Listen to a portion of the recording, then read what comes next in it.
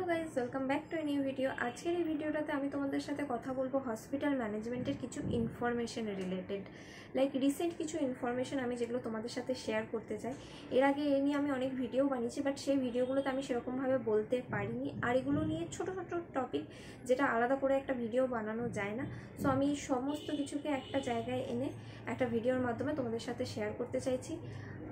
এখানে আমি যে সমস্ত টপিক নিয়ে আলোচনা করব সেগুলো হচ্ছে হসপিটাল ম্যানেজমেন্টের কিছু স্যাড ট্রুথ, লাইক যেগুলো এখন হসপিটাল ইন্ডাস্ট্রিতে চলছে, কিছু ইন্ডাস্ট্রি ট্রেন্ড যেটা একদিক থেকে এমপ্লয়ীদের জন্য খারাপ। সো চলো ভিডিওটা স্টার্ট করা যাক।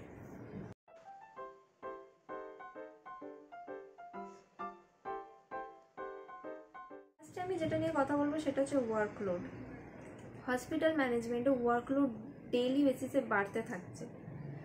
তুমি যদি দেখো হসপিটাল ম্যানেজমেন্ট ইন্ডাস্ট্রিতে তুমি যত জুনিয়র এক্সিকিউটিভ যখন তুমি ঢুকবে, সেখানে তোমার ওয়ার্ক প্রেশার অনেক বেশি থাকবে। তোমার যত ডেজিগনেশন বাড়বে তত তোমার ওয়ার্ক প্রেশার কমতে থাকবে। এটা একটা থাকে, তুমি যখন ফার্স্টে ঢুকবে তখন তোমার প্রেশার তোমাকে দেখতেই হবে, কিছু করার নেই। একটা ওয়ার্কলোড তোমার থাকবে, সেখানে তুমি হয়তো ছুটি নাও পেতে পারো। ছুটির কথা তো ভুলেই যাও হসপিটাল ম্যানেজমেন্টে। এরপর হচ্ছে ডিসিপ্লিন। হসপিটাল খুব ডিসিপ্লিন মেনটেন করে। তুমি যদি নাও পৌঁছাতে পারো হসপিটালে ঠিক টাইম মতো, পেশেন্টরা কিন্তু পৌঁছে যাবে। তো সেই ক্ষেত্রে অনেক প্রবলেম হবে, অনেক ডিসিপ্লিন, অনেক স্ট্রিক্টনেস তোমাকে মেনটেন করতে হবে। এবার হচ্ছে টাইমিং। একটা বড় প্রবলেম হচ্ছে টাইমিংয়ের, কারণ তুমি তোমার টাইম মতো ঢুকতে পারো কিন্তু বেরোনোর টাইম তোমার নির্দিষ্ট থাকবে না। কারণ তুমি যদি ওপিডিতে কাজ করো, ওপিডিতে হয়তো তোমার ডিউটি শেষ হচ্ছে 6:30, এবার 6:30 বেজে গেছে, তোমার ডিউটি কিন্তু শেষ, কিন্তু তুমি দেখছো তোমার সামনে একটা অনেক বড় লাইন আছে পেশেন্টের।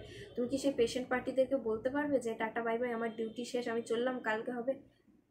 বলতে পারবে না। সো তোমাকে ততক্ষণ থাকতে হবে যতক্ষণ না পেশেন্ট পার্টি শেষ হচ্ছে, পেশেন্টদের কাজ শেষ হচ্ছে। সো তোমার আসার ঠিক থাকবে কিন্তু কোনো যাওয়ার তোমার ঠিক থাকবে না। এরপর হচ্ছে ইন্টার্নশিপ বা ট্রেনিংয়ের স্টাইপেন্ড। কিছু দিন যাবত আমি দেখছিলাম যেগুলো বড় হসপিটাল আছে তারা ইন্টার্নশিপ পেড করে, মানে টাকা দিয়ে ইন্টার্ন রাখে, কিন্তু দিন দিন আর সেটা নেই। এখন আর হসপিটাল তোমরা পাবেই না যারা স্টাইপেন্ড দিয়ে হসপিটালে ইন্টার্ন রাখে হসপিটাল ম্যানেজমেন্টে। তাই হসপিটাল ম্যানেজমেন্টে যে ইন্টার্নশিপ বা ট্রেনিংগুলো থাকে সেগুলো পুরোপুরি আনপেড হয়। তোমাকে 3 মাস, হার্ডলি 6 মাস অবধি বিনা টাকায় খেটে যেতে হবে। 6 মাস। আমি এমনও দেখেছি 6 মাস কি 7 মাস ধরে একটা হসপিটালে খাটছে ফ্রিতে, সপ্তাহে 6 দিন করে যায়, 9 to 5 job, without any money. ওরা 6 মাস ধরে টানা কাজ করে যাচ্ছে শুধুমাত্র একটা জবের জন্য। এরপর হচ্ছে এক্সপেকটেশন। দেখো অ্যাজ এ স্টুডেন্ট তোমার যেরকম একটা এক্সপেকটেশন থাকে যে আমি এত টাকা পাবো, আমার জব এরকম হবে, সেরকম একটা কোম্পানিরও এক্সপেকটেশন থাকে যে যেই স্টুডেন্টকে তারা হায়ার করবে সেই স্টুডেন্টের মধ্যেও এই ধরনের স্কিল থাকবে। তো ওদের যে এক্সপেকটেশনটা আছে না, সেটা বেড়েই যাচ্ছে, কারণ স্টুডেন্ট বেশি আছে।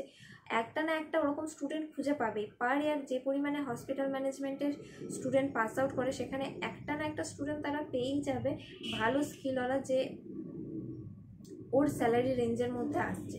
তো এই একটা এক্সপেকটেশনের প্রবলেম হচ্ছে।